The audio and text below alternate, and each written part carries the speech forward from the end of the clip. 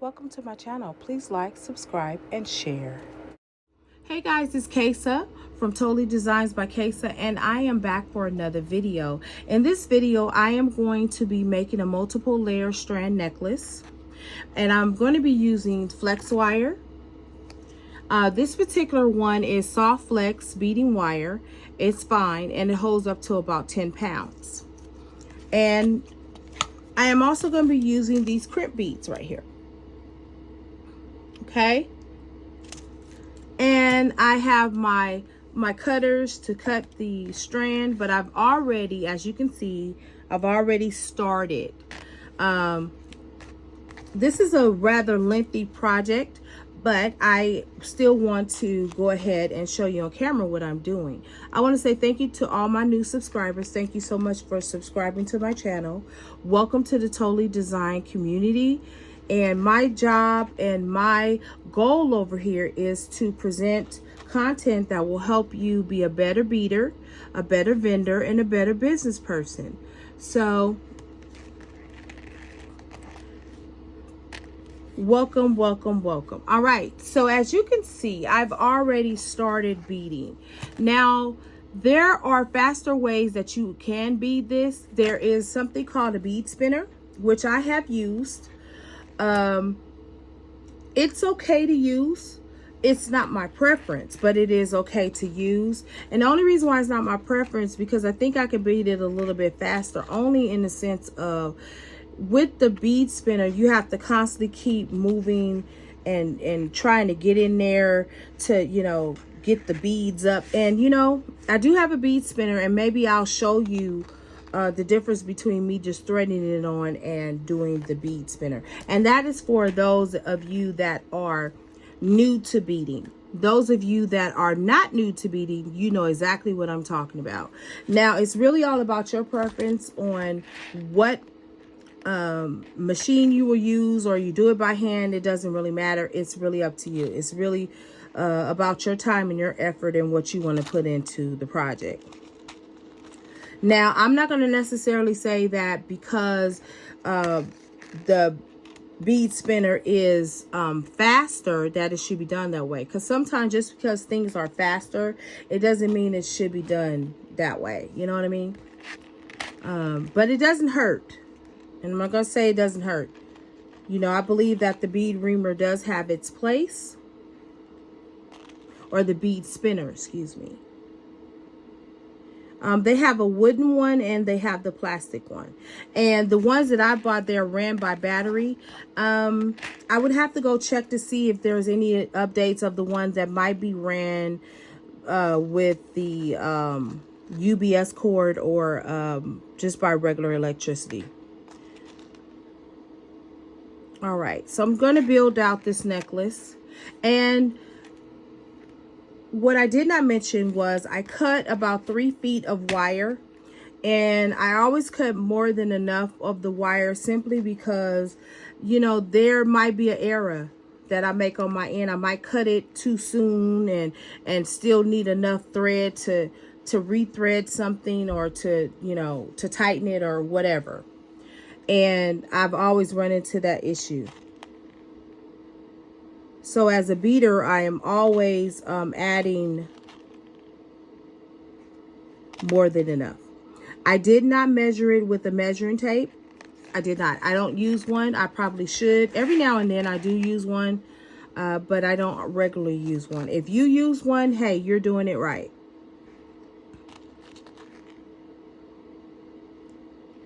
As promised, I am on here doing this project. One of my subscribers asked me to do this. Oh, this is pretty.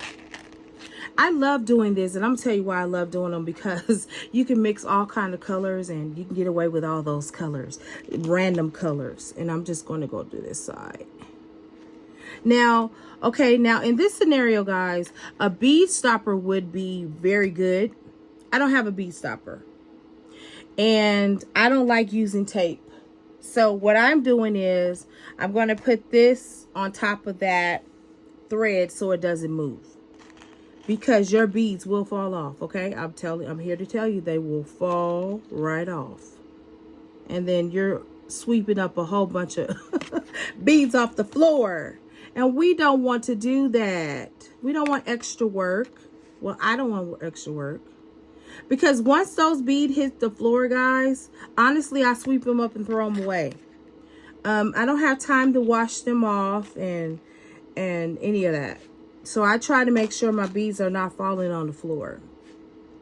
Now, these are leftover beads, by the way. These are leftover beads that I did not use, or I did not finish using in prior projects, because I've used these colors on different projects, but I haven't used them together. And I think this necklace is going to come out quite nice. So what I'm going to do is I'm going to continue to add on these beautiful beads here. And let me make sure I'm in the view. Sorry about that, guys. It's just that the cord is very long. But you can see what I'm building here. You can see it. And I'll probably add those on a little bit later. But you can see what I'm doing, right? Okay, so I pretty much beaded this really quickly. Try to go a little bit faster.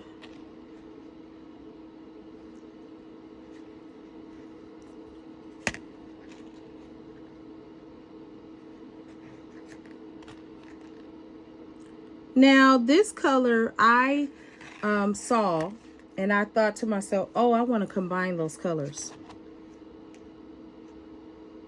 It doesn't look like much right yet, but it will. And again, I'm not overthinking it. I'm not doing too much. Like I said, we can overthink a project and we'll never get anything done, because we're like, that doesn't go. And, you know, we get all kind of discouragement and we think, oh, yeah, you know. I told you beading is about creativity. And if you want to, you can absolutely draw out your designs, and, you know, you can draw out your designs.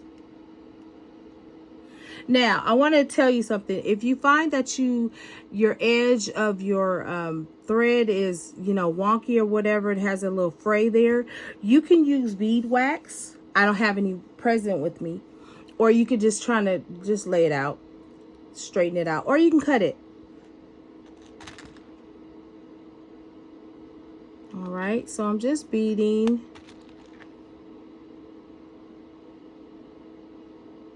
And the pattern is just a simple one. Small bead, little bead, big bead, back and forth. This part is rather boring, I think. Oh, and as you can see,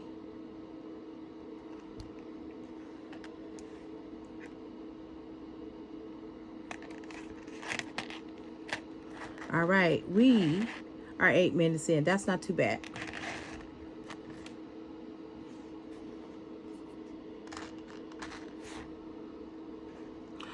Are you guys challenging yourselves? How are you challenging yourself in your beading? Do you like working with specific beads? What beads do you like to work with? Myself, I love to work with stones, all kinds of stone, agate stone, amethyst. I love to work with all of those. I am always looking to create something that has not been created. I like to make one-of-a-kind jewelry. Stuff that I don't see on other people. You know, we have so much duplicity in the world. Oh, look at that. That is beautiful. Look at how that's turning out. So now I'm going to switch sides, because I go from side to side until I get the length that I want. And I'm almost at the length that I want.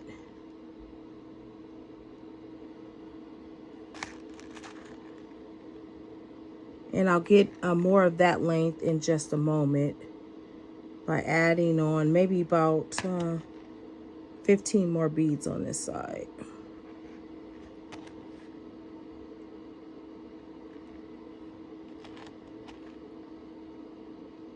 Okay, let's see what I have here.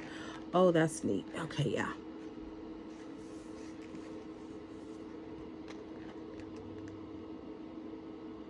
I want to also tell you, if you are a regular beader, make sure that you are getting massages for your hands. Like right now, I'm due for a manicure and a pedicure, and I'm probably going to get one of those next week. But make sure that you're getting like paraffin, you're getting hand massages regularly, because when you are a beader, your hands will hurt a little bit.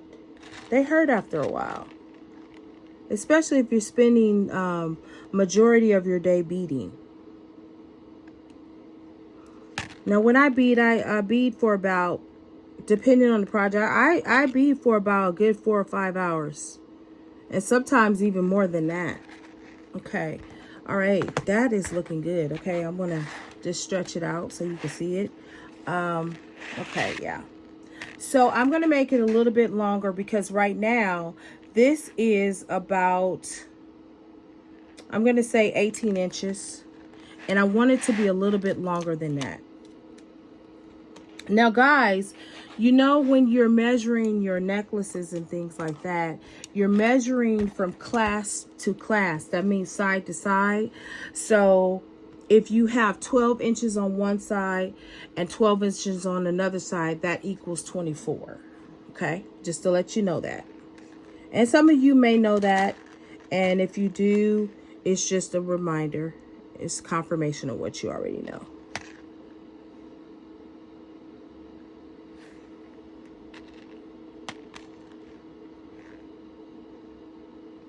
Right. Let me know if you have any questions or any particular videos you're interested in seeing.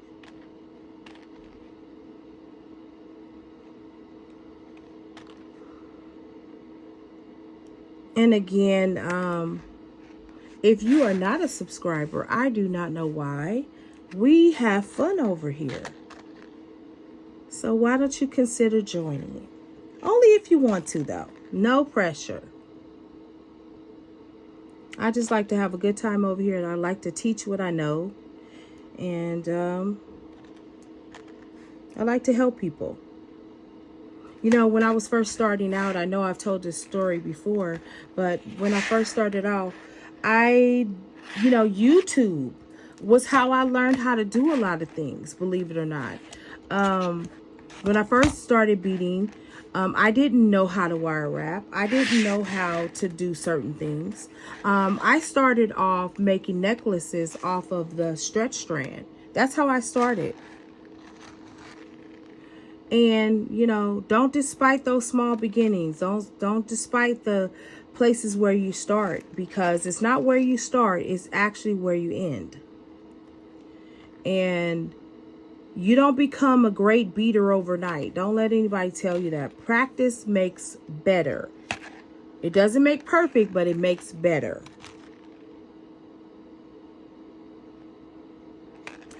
We had the saying in school, let me see if I remember it. Good, better, best. Never let it rest until the good is better and the better is best. And that's crazy how I remember that. And that was something I was taught in childhood. Yeah. All right. All right. So I'm going to pick this up to see if this is the length that I wanted. And it sort of is. Okay. So I'm going to go ahead and end it.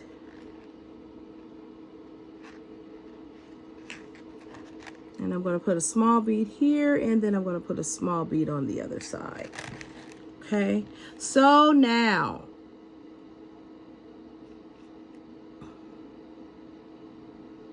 I know a lot of people have hard time with keeping the these beads from or these necklaces from breaking, but it's a simple technique.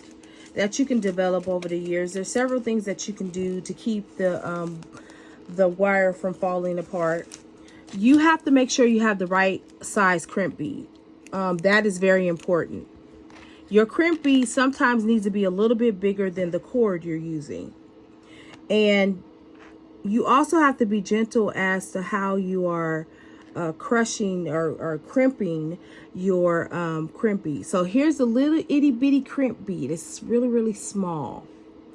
And so you're going to put this on your wire.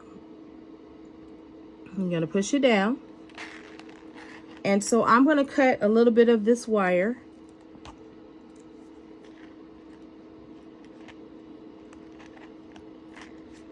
And sometimes the wire gives you a hard time cutting it.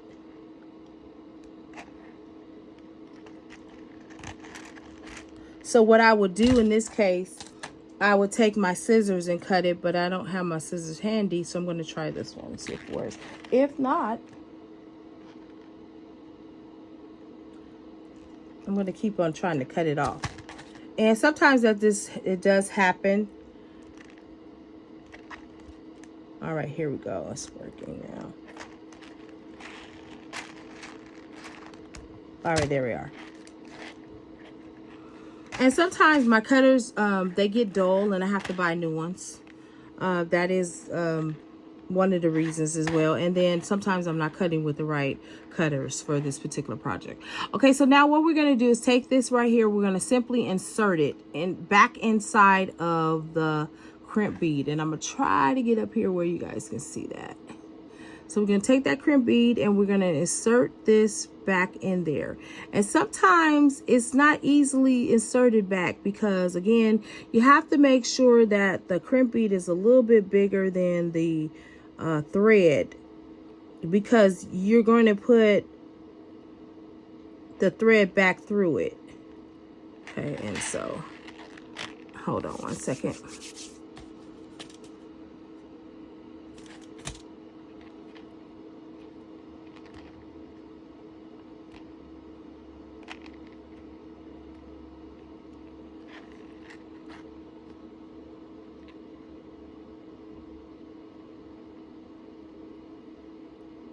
And it's sort of like a needle and a thread. You have to get it inside the eye of the needle.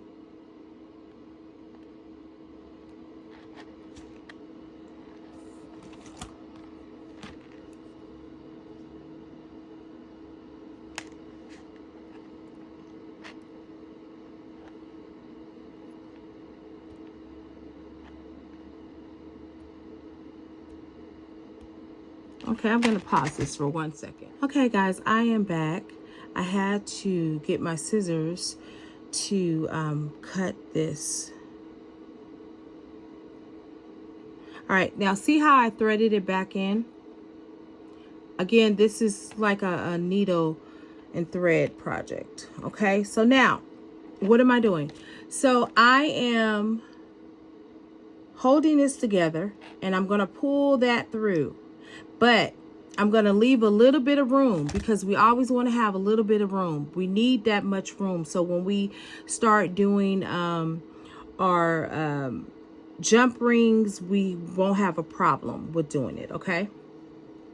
All right. So now I'm going to take my crimping tool. I have two of them. I have this one and I have this one. I use either or, it doesn't matter. So what I'm going to do is, you see these grooves inside of the crimper bead. You can use the first one, the third one, or the second one. I usually go in between, and I'm just going to simply give it a squeeze like that. And then normally what I do is I take the first part of it and I squeeze it one more time. And just to make sure that it doesn't move, because what we don't want is this part coming out, and sometimes it does. And so if that happens, we simply just readjust our crimping tool and make it tighter, because this is going to determine if your necklace is going to fall apart or not. So you have to make sure that this is squeezed tight enough and not so tight that it breaks, because these are very, very sensitive, the little crimp beads. Okay. All right. So now what we're going to do is going to take the other side.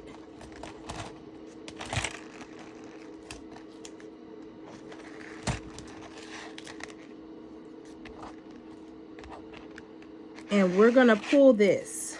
I'm going to pull it up. Okay.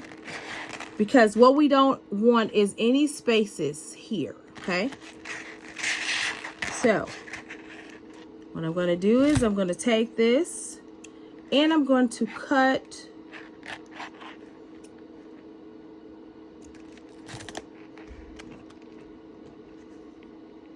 then I'm going to put this strand through that itty bitty tube right there. Then I'm going to do the same thing I did with the other side, and I'm going to thread it back into the crimp bead. And now what I'm going to do is take my round nose, and I use this because what I'm doing is I am using a tension method.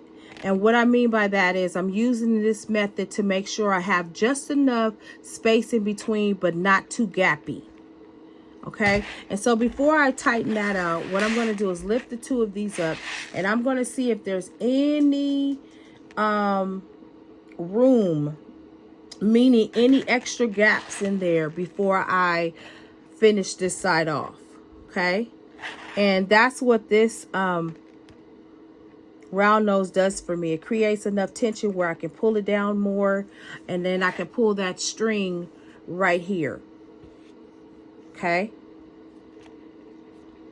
So, and as you can see, it's pulling. Yeah. Okay. All right. So that is enough. So now I'm going to use that crimp bead, and I'm going to do the same thing, crimp tool, and I'm going to do the same thing I did with the other one. I'm going to squeeze it. Going to do it again.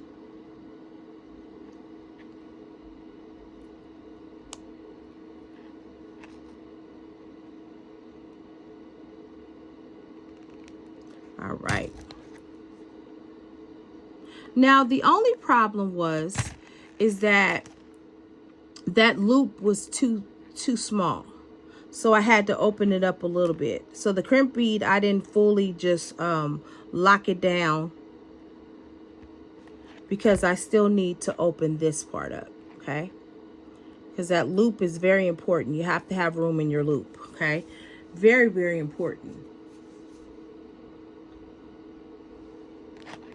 Okay. Now we're going to finish that off. And until you get used to it, guys, sometimes you might have to replace that crimp tube. It's okay. You're learning. And even as advanced as I am, I still mess it up. All right, there we go. All right. So what my main goal is, I want to make sure that I can't pull it and I can't maneuver it. Then the last thing that you can also do is you can glue it as extra measure to make sure that the crimp bead does not break. So now what I'm going to do is I'm going to take my scissors, and I am going to use this to cut it, to trim it. Now they do have the cutters that'll go close in. My cutters are messed up and I have to order some more, so I'm using my scissors. Sometimes every now and then I do things the bootleg way. Which is nothing wrong with that, because you get the same results. All right, now as you can see, here we are. Okay, so what I'm going to do is I am going to thread another one. So I'm going to take enough to make sure that it's around the same length. And this is you as a starting off. You can do the layers and all that stuff later, but just start it off. Now here's the other thing. Now I can also, in the beginning, put on my crimp bead tube at the beginning if I want to. Sometimes I just don't, because I want to have room on both sides, just in case maybe I added the bead on wrong, and I'm able to take it off as long as I don't have this crimp bead here. So you can do it either way. It doesn't really matter, okay? So you can do it either way. So I'm going to do it that way too, for those of you that might do it this way to start it off. And there's nothing wrong with that. It's really how you decide your preferences and all that. You know, there's no right and wrong way. It's really how you do it, okay? So I'm going to go ahead and smash that together. Give that a little bit more of a squeeze. Okay? And then we're going to make sure that it does not move. Okay. So I will not cut off the tail until I have beaded the beads on this particular one, okay? So I'm going to start off with this little smaller bead, because what we want to do is just have it closest to that right there. So all right, so we're going to keep going, and we're going to do, now again, you don't have to have a certain pattern to do this with, okay? You can just keep beading, create new patterns in between, because I guarantee you the necklace is going to be fabulous. I promise you that. Whatever way you decide to do it. You can break up the you know, the color. You can continue with the color as you did it on the previous strand. It's simply up to you. But no matter what you create, it's going to turn out beautiful.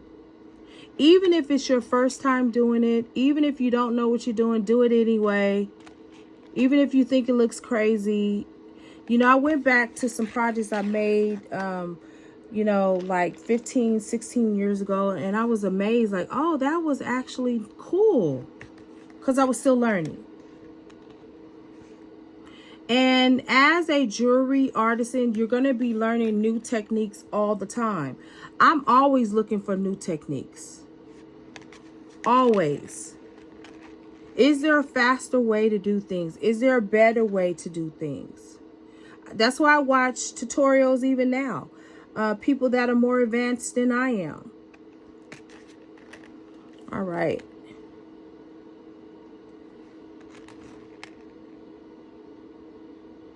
You have to study your craft. You really have to study your craft. That's what this thing is about, studying your craft. Studying what you love to do. You know, every now and then, when you are certified in anything that you do, you have to go back and take a class to refresh. Doctors, they have to renew their license. There are things that they have to do to renew their license. They may have to take a couple of, courses here and there. So it's the same thing with beading. We have to, advance our skills. I love learning. I'm just a person that loves to learn. So I want to learn everything that I need to learn about the craft that I'm doing. I enjoy it.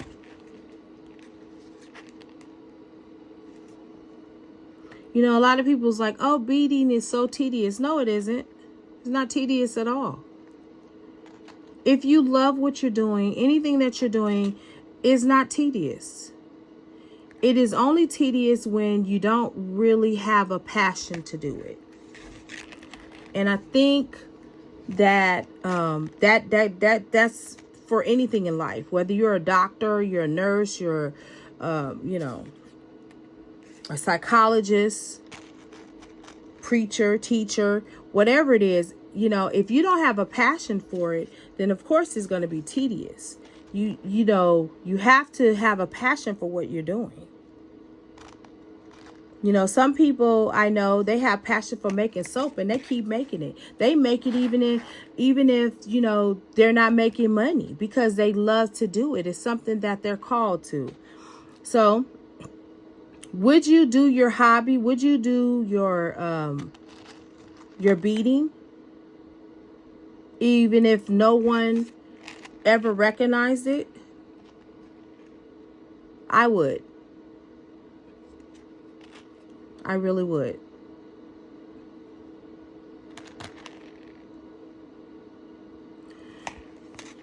All right. So I did break this video apart because this video is a little lengthy, but I'm going to combine them together and you're going to see this part of it as well. All righty. And I'm starting to pick up momentum because as you get into the flow of beading, you're just going to go really fast. Like I said before, you can use a bead spinner. You absolutely can. But for me, this is a faster way only because with the bead spinner, I find myself keep digging and then sometimes it goes on the thread and sometimes it doesn't.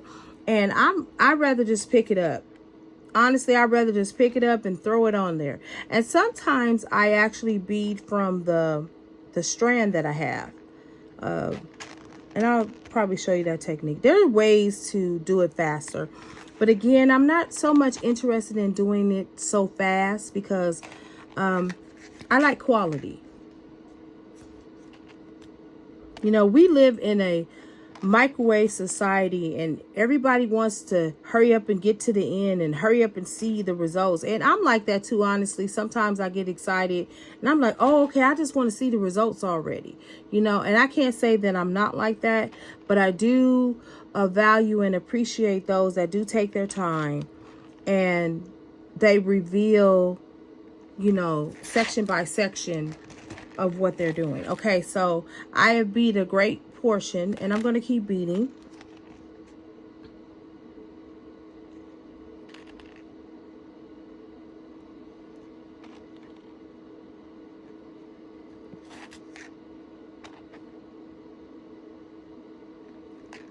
You know, we have to learn how to bead on our tough days and our better days. Today wasn't not to say that there was anything particularly wrong, but it was just a little rough today getting started today. Just a little rough.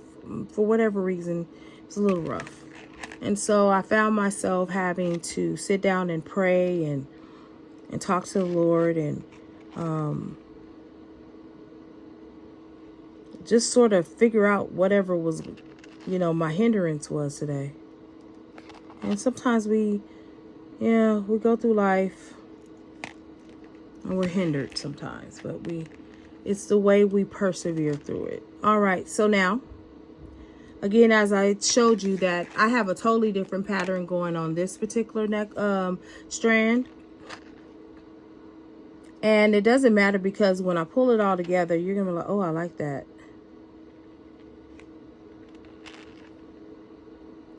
Now, for multiple strand necklaces, you can use combs at the end of it to hold it all together. You can use wire wrapping.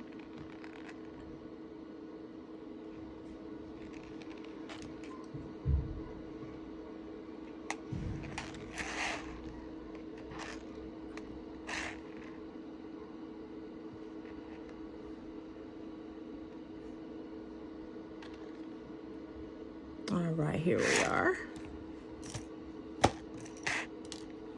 And we're getting somewhere. Yes, we are getting somewhere. That's the point. We want to get somewhere. And these are, again, I said before, these are random beads that I had left over from another project. And if you need something to do with those beads, here's an idea.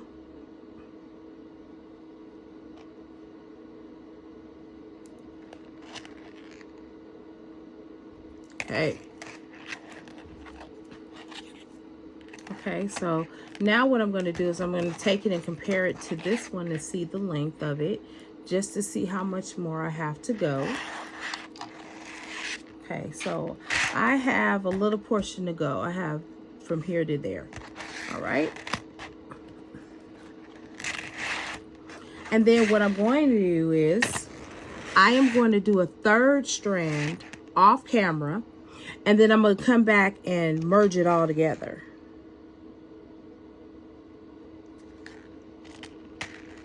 And I'm doing it like this because I want to break it up.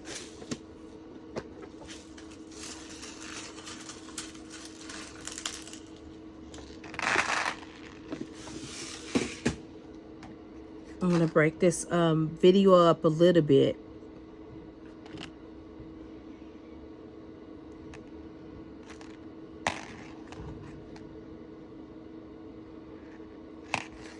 All right, I'm going to go ahead and finish this off camera. Hey guys, I am back. And so now I'm going to finish off this necklace. As you see, I have 3 strands. And so this is one of the tricks I was telling you about how to end it. So what I'm going to do is take this wire, and I'm using the 16 gauge. And I'm going to take maybe about that much, and I'm going to go do the other side as well while I'm here cutting it off. Okay. All right. And we're going to cut that a little bit because that's a little bit long, but there we are. Now, so what I'm going to do is I'm going to form a loop, and I'm going to take this loop connected through here, all 3 of these,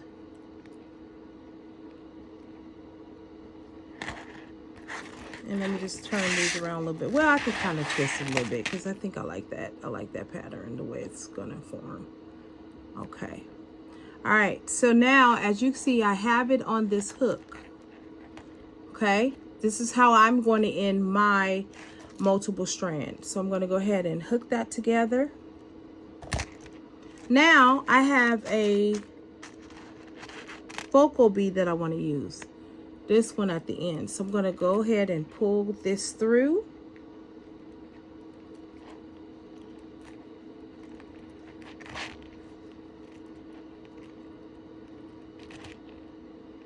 Hold on. Let me make this a little bit smaller so I can go through the hole. If not, I'll get a bigger one with a bigger hole. Alrighty. So my point is,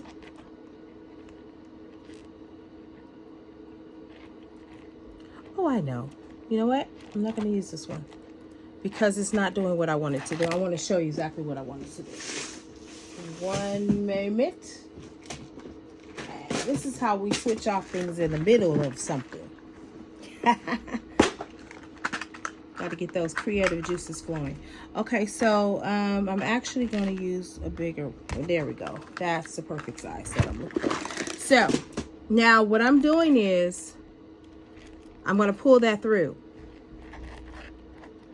That's going to be pretty. That's going to add that embellishment that I want, and it's going to pull those strings through there. Now, I'm going to top it off with that bead right there, and I am going to get one more bead. It's going to be a random small bead. And let's see what color I want to add to that. And all these colors I'm using, they're going to actually bring out that necklace here. So, and this is what happens when you are creating. You're like, oh, I can add this, I can add that. Or maybe I can add this, or I can add that. Okay. So I'm going to end it with this black bead right here.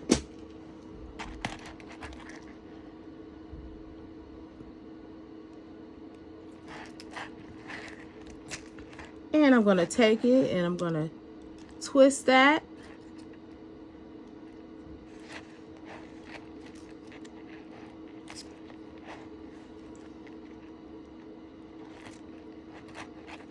Now, this is something that I developed. I learned how to do this on my own.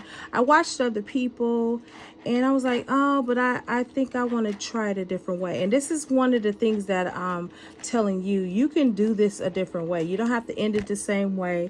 But this is how you make sure it doesn't break. Okay?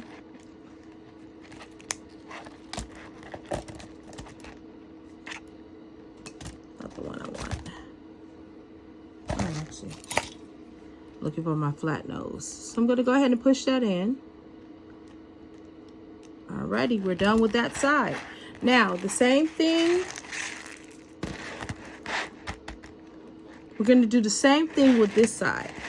Okay?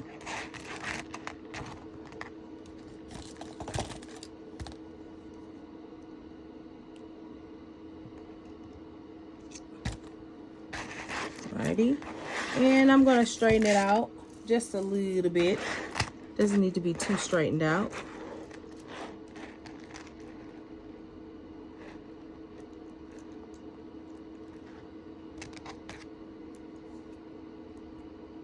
Going to close that. We're going to add on this bigger bead right here. We're going to push that together.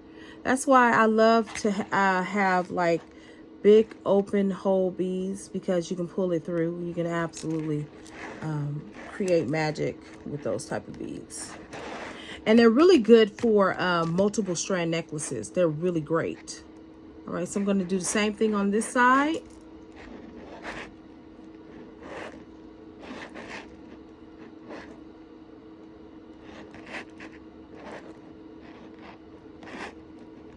Alrighty, and of course I'm going to straighten that out.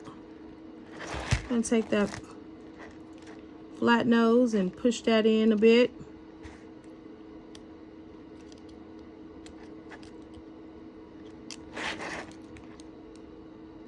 And this is how I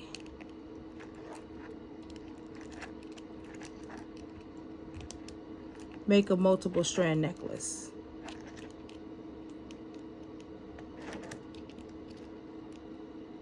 Here we are. Sometimes I have trouble with the ending of it. All right. Voila. Look at that. Look at how beautiful that came out. Really, really pretty. And it created a multiple layer on its own. And there's a technique for that. Usually when you pull them all together, it kind of forms its shape. And it gets, you know, going or whatever. So now I'm going to add on my jump rings to the end of it. And then I'm going to add a clasp to it. And then I will show you a picture of what it looks like sitting on a bus. This is a very, very fun project. It does take a little bit of time, and I did break up the video because I didn't want you guys to just go through the whole thing of watching me do it. You might not have mine, but I just wanted to kind of do that. So I'm adding my clasp and my jump ring, and I'm adding the other side. I am absolutely done with this project. This was actually fun for me. I haven't done multiple layer necklaces for some time, and I am done with this. This is very, very beautiful. All right, well, thank you for watching my video. And what I'm going to do is post the videos back to back together in the same video, of course.